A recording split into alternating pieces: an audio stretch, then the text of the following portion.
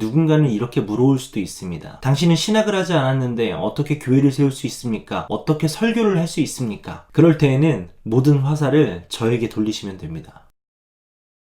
네, 안녕하십니까. 교회의 척일기 김도훈입니다. 반갑습니다. 오늘 영상에서는 그리스도의 몸교회의 비전인 세계복음화의 철학과 방법론에 대해서 한번 나눠보도록 하겠습니다. 지난 영상에서 소개했던 세계복음화의 구조, 배가 하는 사역입니다. 이 이상적인 구조에는요, 4가지 아주 성경적인 방향성이 함께해야 합니다. 첫 번째는 전심전력입니다. 제가 올 한 해 동안 많은 사람들을 초대해서 교회에 사람이 바글바글해지더라도 두 사람을 제자화할 수 있는 제자로 세우지 못한다면 배가 하는 사역은 실패하는 겁니다. 왜냐하면 세계 복음화의 첫 걸음이 한 사람을 제자로 세우는 것, 즉 제자화이기 때문입니다. 그냥 제자화하는 것이 아닙니다. 전심전력으로 제자화하는 것입니다. 우리 삶엔 이미 수많은 일들이 있습니다. 하지만 그 모든 일들의 목적이 바로 한 사람을 제자화하는 일이 되어야 합니다. 왜냐하면 우리들은 이 땅에서 청지기의 삶을 살아야 하기 때문이죠. 내 시간, 내 여가, 내가 원하는 것,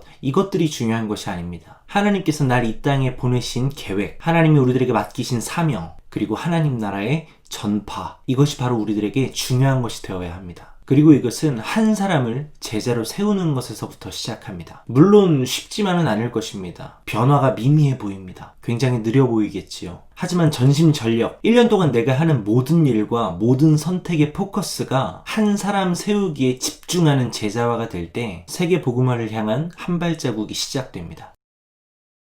두 번째는 완전한 위임입니다. 모든 성도에게 복음을 전하는 일과 제자화하는 권한을 위임하는 것입니다. 디모데후서 2장 2절 말씀에는요, 또 내가 많은 증인 앞에서 내게 들은 바를 충성된 사람들에게 부탁하라. 그들이 또 다른 사람을 가르칠 수 있으리라. 신학을 전공한 많은 사역자들이 하는 실수가 있습니다. 나는 하나님의 특별한 종이다. 그러므로 양육, 제자화 등의 사역은 사역자만이 가능하다. 이것은 신학적으로 매우 틀린 생각입니다. 교회가 처음 세워진 초대교회를 한번 생각해 볼까요? 제자화, 즉 성경 처음부터 끝까지를 가르쳐 지키게 하고 나아가 그 역할을 위임받아 누군가를 제자화하는 일은 소수의 몇 사람만의 일이 아니었습니다. 예수를 따라가는 모든 성도의 역할이었습니다. 사역자 한 사람이 교회에 앉아 모든 일을 다 감당하는 것이 처음에는 빨라 보일 수 있습니다. 하지만 주님께서 세우신 교회는 한 사람의 사역자나 건물이나 시스템이 아닌 모든 성도입니다.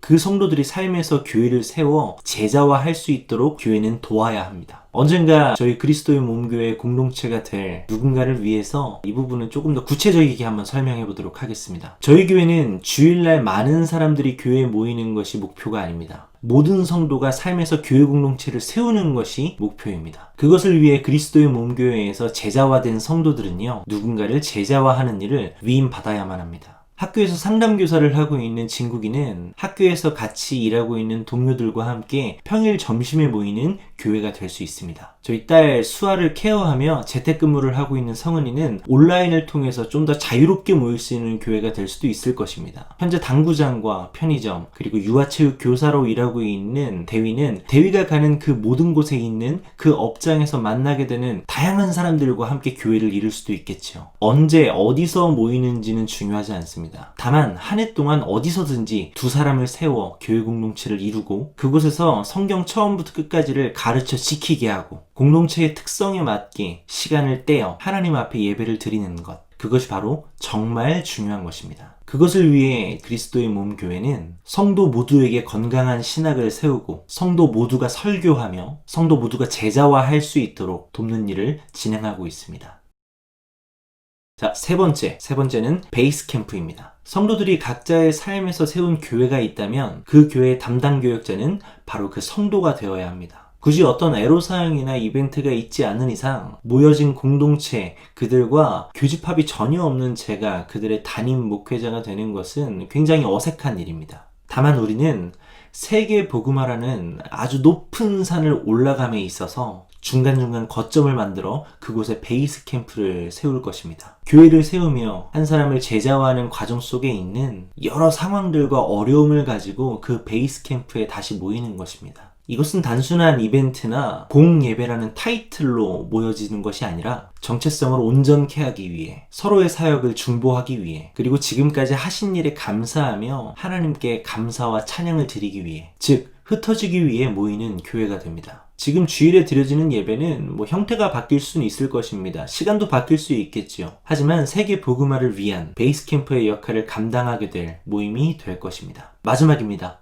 네 번째는 성령 충만입니다. 초대교회의 폭발적인 성장의 배경은 바로 성령 충만에 있었습니다. 두려워하지 않고 나아가 복음을 전하기에 힘썼으며 한 사람을 제자화하여 다른 누군가를 또 제자화할 수 있는 제자로 세워내는 것을 모든 성도가 진행하는 그 힘은 바로 성령 충만이었습니다. 우리가 가진 어떤 것으로도 사람을 제자화하는 것은 불가능합니다. 다만 확실한 것은 이 일이 내 일이 아닌 하나님의 일이라는 것, 우리보다 하나님께서 이 일을 더욱 원하신다는 것, 또한 우리를 통해 이 세계 복음화를 완수하시기 위하여 도우시는 성령님을 보내주셨다는 것. 다시 한번 말씀드리지만 우리가 가진 능력으로는 불가능합니다. 하지만 우리가 매일마다 성령 충만하기를 갈망할 때 주님께서 우리들에게 능력을 더하실 줄로 저는 믿습니다.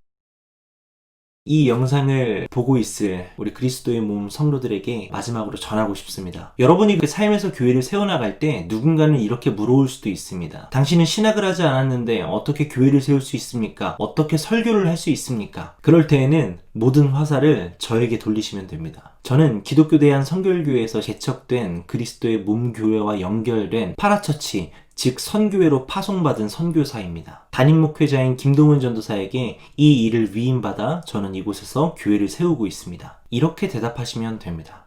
그 이후에 생겨나는 문제들은 제가 지혜롭게 잘 해결할 수 있도록 하겠습니다. 여러분들의 삶 가운데 어려움과 문제가 있죠. 삶이 너무나도 바쁘고 분주하기도 할 것입니다. 하지만 확실한 것은요, 여러분들이 사는 날 동안 오늘이 가장 바쁘지 않은 날일 것입니다. 오늘이 그 책임감의 무게가 가장 가벼운 날일 것입니다. 인생의 진정한 목표를 설정하고 그 목표를 위해 현재 있는 상황과 환경을 뛰어넘을 수 있는 여러분 되기를 제가 있는 이 자리에서 기도하겠습니다. 만약 주일에 그저 종교 행사에 참여하는 것으로 여러분들의 신앙을 증명받고 죽어 천국 가는 것이 여러분들의 목표라면 저는 다른 곳을 찾아보시는 것을 추천합니다. 하지만 마음에 찔림이 있고 주님께서 이미 여러분들에게 주신 그 사명에 뜨거워지는 마음이 있다면 우리 함께 합시다. 제가 한 사람의 교회로서 여러분들을 돕도록 하겠습니다. 그리고 이미 주님께서는 이미 여러분들을 돕고 여러분들과 함께 동행하고 계십니다. 그것을 믿으십시오. 그리스도의 몸 교회가 교회를 세우는 교회 될 수 있도록 여러분 중보해 주시고 저를 위해서도 기도해 주시면 대단히 감사하겠습니다. 네, 오늘도 긴 시간 이야기 들어주셔서 감사드리고요. 오늘 영상은 여기에서 마치도록 하겠습니다. 오늘도 좋은 하루 되시기 바라겠습니다. 감사합니다.